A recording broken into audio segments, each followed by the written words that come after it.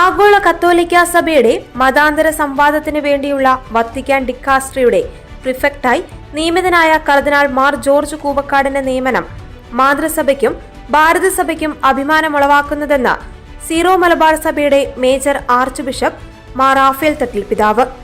വിവിധ മതങ്ങൾക്കിടയിൽ സൗഹാർദ്ദം ഊട്ടിയുറപ്പിക്കുന്നതിനും സമാധാനത്തിനായുള്ള സംഭാഷണങ്ങൾ ത്വരിതപ്പെടുത്തുന്നതിനും കർദിനാൾ മാർ ജോർജ് ജേക്കബ് കൂവക്കാടിന് സാധിക്കട്ടെയെന്ന് മേജർ ആർച്ച് ബിഷപ്പ് ആശംസാ സന്ദേശത്തിൽ പറഞ്ഞു.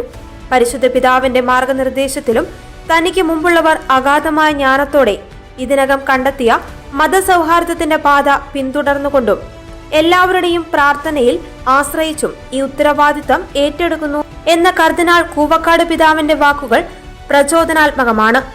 സാംസ്കാരിക വൈവിധ്യവും ബഹുമത വിശ്വാസവുമുള്ള ഇന്ത്യയിൽ ജനിച്ചു വളർന്നത് മതാന്തര സംവാദങ്ങളുടെ ഈ ഉത്തരവാദിത്ത നിർവഹണത്തിൽ അദ്ദേഹത്തിന് മുതൽക്കൂട്ടാകുമെന്ന് കരുതുന്നതായും മാർ റാഫേൽ തട്ടിൽ പിതാവ് കൂട്ടിച്ചേർത്തു.